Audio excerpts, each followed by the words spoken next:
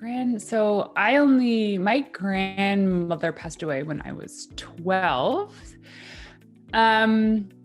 Oh, I know one from her is always give really good back scratches.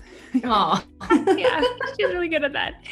And from my mother, my mom, my mom she's a tough woman, but very affectionate, but tough. And she taught me how to get over heartbreak and disappointment a lot faster by giving a deadline as to how long I can grieve without structure. And then I just remember these moments of my first real love broke up with me and how devastated I was. And I remember after several days, she came into my room and she's like, Renee, in her French voice, she's like, you stop this right now, turn this stuff around. So she gave me the freedom to feel all the emotions during that grieving period, but also now's the time that you got to get over this, move on kind of thing.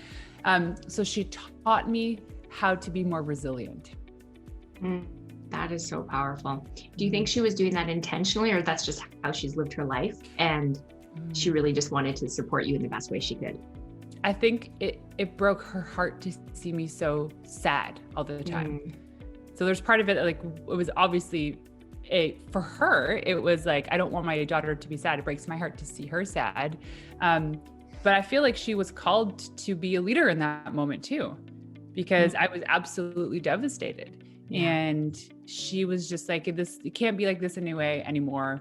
You gotta change. I gotta stop thinking about this and then move forward. And it was slow process, but with her help, I got over things a lot faster. And I was every single time there's little things, little roadblocks or forks in the road that I approach, I think back of all those moments of resilience that I had to really go through in order to get past these hurdles. And part of that started with my mother. And I think of the book too, one of the best books that I've read recently, situationally, was The Obstacle Is Away by Ryan Holiday. And when my son was 3 years old, broke his arm, and he had to have surgery, of course, it happened in slow motion right in front of me. So then I felt guilty, I could have prevented this. He's a kid. It was not preventable. It was going to happen. Yeah. And I couldn't get over that. And my mom was like, it happens. It's kids. You've broken your bones. You've had stitches. Just get over it.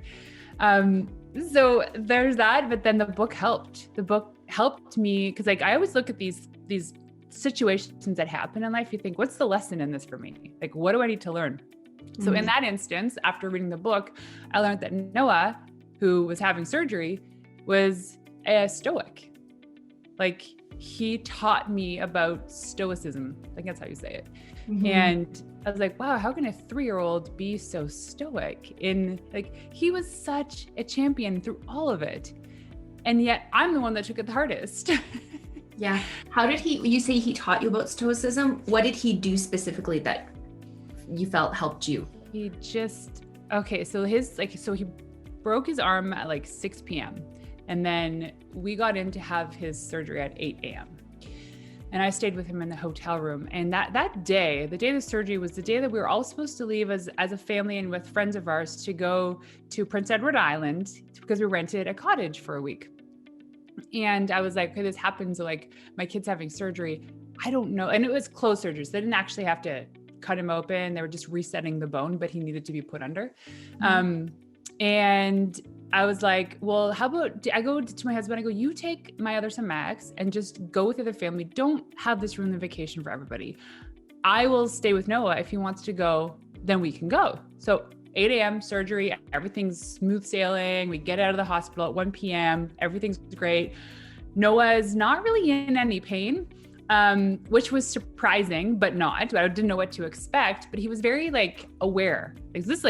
The afternoon after he was put under, and he was very aware, and we're driving back home, and I'm like, Noah, do you want to just go home with mama and lay down and watch movies, or do you want to go for an hour and a half long drive to a cottage and be with everybody else? And he's like, I want to go to the cottage. And I'm like, okay. So I brought all this stuff to make sure he was comfortable. The next day, that kid went on his first roller coaster ride ever. Nice. And I'm like, wow. And I was like the protective mom, like, oh no, don't, no. I'm like to my husband, Dan, no, he's not going to the theme park. He's not going on the roller coaster. The kids are going to be on the splash pads. He's going to be jealous because he has a cast on. No, he's like, get me on that thing. This isn't stopping me. And then he even turned to me, like all the kids were jumping in the pool. And he's like, Ma, you know, I'm okay that I don't have to swim. I understand. Everyone's having fun. And I'm like, this is from a 4-year-old. Yeah. And I'm like, I don't even think I have the maturity to think that way sometimes. I'm like, who are you to tell me you're schooling me? I know. It's almost as though if we are really careful as parents not to attach meaning, like our meanings to what's happening in the moment for our kids, then they get to create their own meanings from it. And usually they're pretty positive meanings. They don't have to be negative meanings. Like the kids come out with this, like their cycle to resilience is so much faster if we don't put our stuff on them, if that makes sense, right? Like, yes, it totally makes sense. And I had this conversation with Dan the other day about how like people have problems with meditation and relaxing the brain. And I was like, so we have all this stuff from our life going on. And I'm like, how can kids just completely turn off and get over things? Like, how can it be so resilient, especially emotionally? And he said, and it was so right. He goes, they have less stuff that's like less things they're thinking about. They don't have those worries. And so they can shelve it. And because there's less negativity, then there's less to worry about. Yeah. And so, and like, oh, I know, they don't have to like balance their books and talk to the accountant in 2 minutes. You know, like they don't have to worry about these things. Well, plus if as parents, when we do interact with them, we're not creating negative frames for them, they're less likely to jump to a negative conclusion. Like I had a friend when I was in school who my mom didn't really care what the neighbors thought. And so we had some pretty unconventional things going on in our house because she didn't really care what the neighbors thought. I had the most wonderful mother. And like, she just was like, oh, I want to hang the Christmas tree from the roof. I'm going to hang the Christmas tree from the roof. Like, that's kind of how she lived life. She was always just always has been very unapologetic. She still is.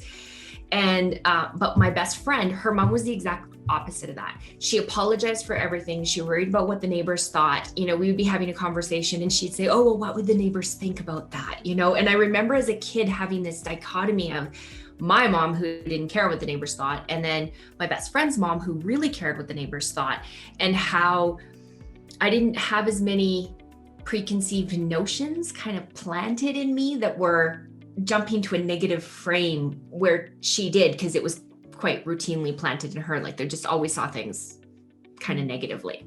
And when they're little is, I feel like when they're most open, like I think about my kids when they were little, they were just like open little beings. And so if they weren't upset, I didn't get upset. Like I did my best to not get too upset if they weren't upset.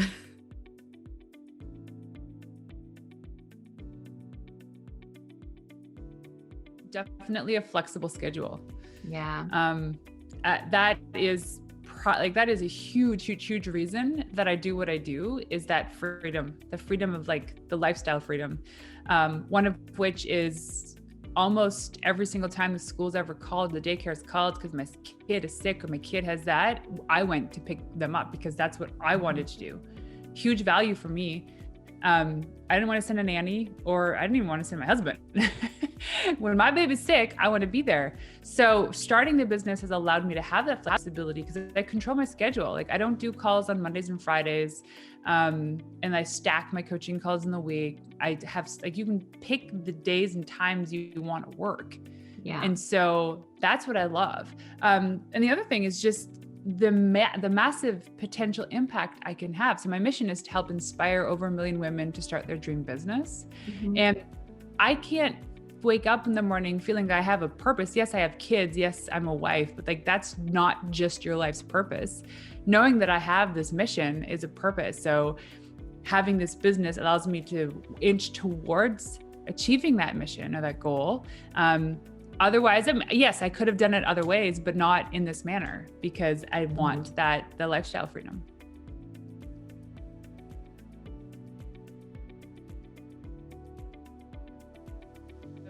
How loving my children are.